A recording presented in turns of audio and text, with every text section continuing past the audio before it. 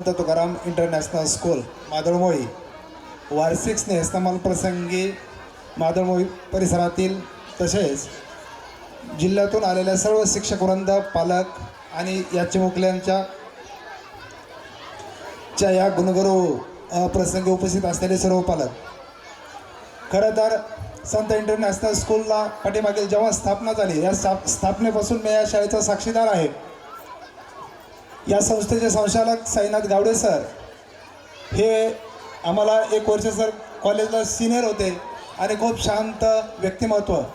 त्यांनी या शाळेमध्ये जशा भौतिक सुविधा देण्याचा प्रयत्न केला, तसाच इतर मुलांच्या शैक्षणिक जडणघडणीमध्ये ज्या काही आवश्यक गोष्टी आहेत त्याही सर्व देण्याचा ते वेळोवेळी प्रयत्न करतात. आम्ही याच्या माध्यमातून पाहत आहोत. आज सर काळ बदलला आहे, पालकांच्या अपेक्षा आहेत. काळ एवढा बदलला आहे की यापूर्वी शैक्षणिक असो किंवा कुठल्याही विभागामध्ये जर बदल झाला असेल तर तो बोलत राज्याच्याच ठिकाणाहून किंवा आपण जी राजधानी असते तिथून ग्रामीण भागात खेड्यात यायला त्याला 1 वर्ष 2 वर्ष 6 महिने जायचे. परंतु आता एवढा काळ बदलला आहे की कुठल्याही क्षेत्रामध्ये जर थोडा बदल झाला तर तो बदल जर सकाळी मुंबईमध्ये झाला तर संध्याकाळी आम्हाला टी व्हीवर दिसतो. आणि पालकांची अपेक्षा मात्र दुसऱ्याच दिवशी आपल्या त्या मुलांच्या वर्तनात असावी, असा एवढी अपेक्षा आज पालक मुलाकडनं व्यक्त करतात. आणि त्याची परिणती म्हणून आपल्याला या स्पर्धेत उतरणाऱ्या शाळांना सुद्धा पुढं मागं राहू नये म्हणून वेगवेगळे प्रयत्न करावे लागतात. सांस्कृतिक कार्यक्रम हाही मुलांच्या भावनिक जडणघडणीमधला एक महत्त्वाचा टप्पा आहे. महाराष्ट्राला संस्कृतीची मोठी वारसा आणि परंपरा आहे. महाराष्ट्रात सुरुवातीला संगीत नाटकापासून सुरू झाली आणि संगीत नाटकाचा पुढं नाटक, त्यानंतर एकांकिका, वेगवेगळ्या रूपात महाराष्ट्र आज त्या ह्याच्यामध्ये जडणघडणीमध्ये आहे. महाराष्ट्राचा विचार करता हे जे सांस्कृतिक कार्यक्रमाचं वेळ असेल तर हे आपल्यापेक्षा कोकणामध्ये खूप जास्त प्रमाणात आहे. आणि त्याची परिणती आज अशी झाली की मराठी चित्रपटसृष्टीतले कमीत कमी 70% कलाकार हे फक्त रत्नागिरी, रायगड आणि सिंधुदुर्ग या 3च जिल्ह्यातून येतात. आणि आपलं मराठवाड्यातलं प्रमाण मात्र खूप अल्प प्रमाणात आहे. आपल्या जिल्ह्याचं जरी नाव घ्यायचं झालं तर मकरंद अनासपुरे, त्यानंतर एक प्रतिभावंत लेखक आपल्या जवळ लाभले, पाडळसिंगीला अरविंद जगताप सर. अरविंद जगताप सरांनी मला वाटतं दिल्लीत गल्लीत मुजरा अशा चांगल्या चित्रपटाचं पटकथा लेखन अरविंद सरांनी केलं. आणि अशाच या सांस्कृतिक कार्यक्रमाच्या माध्यमातून आपले मुलं भविष्यात महाराष्ट्रात आणि भारतातसुद्धा चमकले पाहिजे असे स्वप्न संत इंटरनॅशनल स्कूल शाळा बाळगते. माझंही पालकांना एवढंच म्हणणं आहे की काळाच्या ओघामध्ये काळ एवढा बदलतोय की आमचा जन्म झाला त्यावेळेस साधारण मोबाईलची सुरुवात कुठेतरी झाली होती आणि ती सुरुवात इतकी IITsला येऊन पोहोचली की आता तुमच्या आणि माझ्या पुढं AI तंत्रज्ञान नावाचं एक मोठं अकराळ विक्राळ तांडव तुमच्यासमोर येऊन थांबलं आहे. त्याचा फायदा चांगला किंवा वाईट हे पाहण्याच्या आधी आपण त्याच्यात भरडलं जातोय. काय भरडलं जातोय तर हे तुमच्या हातात ठेवलेलं जे मोबाईलचं तंत्र आहे ते खरी माहिती प्रसारित करते का खोटी हेच कळायला तयार नाही.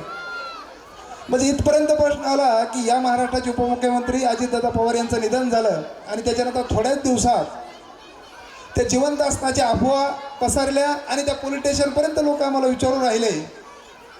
म्हणजे हे कुठंतरी आपल्या अपरिपक्वतेचं द्योतक आहे.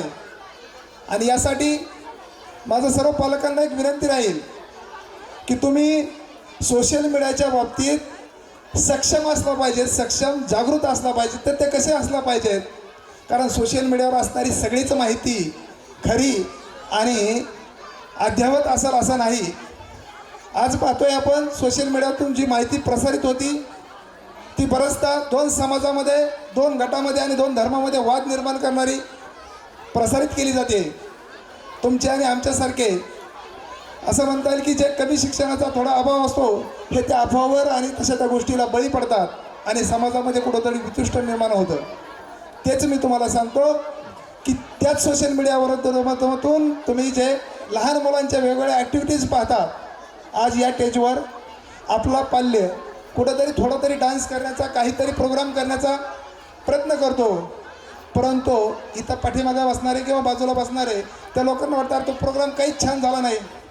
कारण ते तुमचं बरोबर आहे, तुम्हाला यूट्यूब आणि फेसबुकसारख्या ठिकाणी याच्यापेक्षा वेगवेगळे छान छान प्रोग्राम बघायला मिळतात.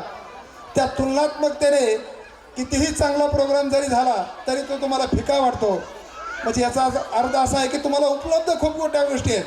ग्रामीण भागात पहिले सांस्कृतिक कार्यक्रम म्हणजे वेगळ्या ह्याने पाहिलं जायचं होत नव्हते, आणि कधीतरी छोटा कार्यक्रम जरी झाला तर पालकांच्या अशा दरदरून टाळ्यांचा हसडाट यायचा. परंतु आज ते मात्र कुठेतरी फिका पडते. आपल्याला त्या मुलाकडून अजून कितीक पाहिजे, म्हणजे अशी आपली अपेक्षा पुढंच वाढत जाते. तर मी तर पालकांना मी एकच सांगाल की मुलांचं वयच्या मानानं त्याच्याकडनं अपेक्षा करा. वयापेक्षा जास्त अपेक्षा केला तर तो मुलगा गोंधळून जातो. पालक घरी सकाळी वेगळंच काहीतरी त्याला मोबाईलवर बघून सांगतात, शाळेत वेगळंच शिकवत असतात, आणि त्याच्या त्या वैचारिक ह्याच्यामध्ये त्याची शैक्षणिक जडणघडणमध्ये कुठंतरी गोंधळ तयार होतो. हे जर गोंधळ तुम्हाला तयार व्हायचा नसेल तर विद्यार्थ्याकडनं अपेक्षा नक्की करा, परंतु त्या प्रमाणातच करा. त्या मोबाईलच्या आणि यूट्यूबच्या स्पर्धेत तुमचा पालक पाल्य उतरला पाहिजे, ही अपेक्षा मात्र तुम्ही थोडं बाळगू नका. एवढंच या प्रसंगी मी तुम्हाला सांगाल, शाळेने खूप चांगले थोड्याच कालावधीमध्ये भरभराट केले. मी साईनाथ सरां आमचे सिनियर आहेत, गुरु आहेत, खूप छान त्यांच्याकडं चांगली शैक्षणिक जशी हे आहे तशी कला पण आहे. याच कार्यक्रमाच्या माध्यमातून जसे संगीत गाणे म्हणजे होतीलच, पण त्याचसोबत याच्यापुढे एकांकिका म्हणजे विद्यार्थ्यांमध्ये जेव्हा संवादातून असे कार्यक्रम छोटे जे बघायला आपल्याला जरा बोरिंग वाटत असते, तरी मुलांची जर तुम्हाला खरंच त्यांची सांस्कृतिक जडणघडण आणि भावनिक जडणघडण व्हावं वाटत असाल तर एकांकिका, नाटक असतील, छोटे गाणी हे जर बसवले गेले तर निश्चितच त्याच्यातून विद्यार्थ्यांचा विकास होईल, अशी मी त्यांच्याकडनं अपेक्षा व्यक्त करतो. या संस्थेच्या पुढील वाटचालीसाठी माझ्याकडनं खूप साऱ्या शुभेच्छा देतो आणि थांबवतो. जय हिंद, जय महाराज.